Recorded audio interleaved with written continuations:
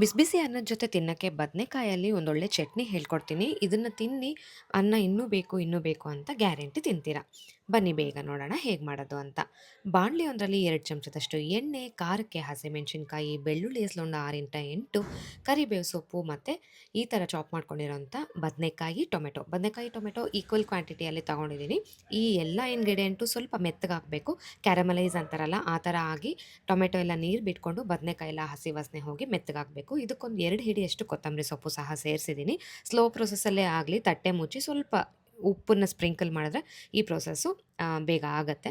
So ಆ ಥರ ಆಗೋವರ್ಗು ಇದನ್ನು ಫ್ರೈ ಮಾಡ್ತಾ ಇರಬೇಕು. ನೋಡಿ ಈ ಕನ್ಸಿಸ್ಟೆನ್ಸಿ ಬಂದಾಗ ನಾವು ಇದಕ್ಕೆ ಹುಳಿಗೆ ತಕ್ಕಷ್ಟು ಹುಣಸೆಹಣ್ಣು ಕೂಡ ಸ್ವಲ್ಪ ಹಾಕಿ ಸ್ಟವ್ ಆಫ್ ಮಾಡಿಬಿಡೋಣ. ಇದು ಮಿಕ್ಸಿಯಲ್ಲಿ ಹಾಕೋದ್ರಿಂದ ಈ ಎಲ್ಲ ಇಂಗ್ರೀಡಿಯೆಂಟ್ಸು ಕಂಪ್ಲೀಟಾಗಿ ತಣ್ಣಗಾಗಬೇಕು. So ತಣ್ಣಗಾಗಿರೋಂಥ ಇಂಗ್ರೀಡಿಯೆಂಟ್ಸ್ನ mixie ಜಾರಲ್ಲಿ ಹಾಕ್ಕೊಳ್ಳೋದು.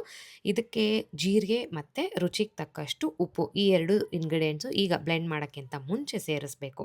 So limited number of ingredients ಮಾತ್ರನೇ ಬಳಸಿದ್ದೀವಿ. ಟೇಸ್ಟ್ ಸಖತ್ತಾಗಿರುತ್ತೆ.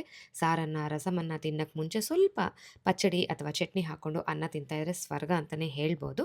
ನೀರು ಹಾಕ್ದಿರಾ ಎಷ್ಟು ನುಣ್ಣಗಾಗುತ್ತೋ ಅಷ್ಟು ನುಣ್ಣಗೆ ಪೇಸ್ಟ್ ಮಾಡಿ ಇದನ್ನು ಡಿಶ್ ಔಟ್ ಮಾಡಿ ಇದಕ್ಕೊಂದು ಒಳ್ಳೆ ಒಗ್ಗರಣೆ ಕೊಡಬೇಕು.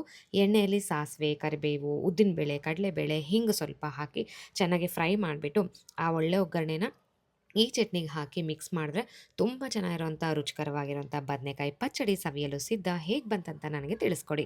ಯಾಕೆ ಕಮೆಂಟ್ಸ್ ಮಾಡಿ ಅಂತ ಹೇಳ್ತೀನಿ ಅಂದರೆ ನಮಗೆ ನಿಮಗೆ ಕಾನ್ವರ್ಸೇಷನ್ ಬಿಲ್ಡ್ ಆಗೋಕ್ಕೆ. Thank you so much.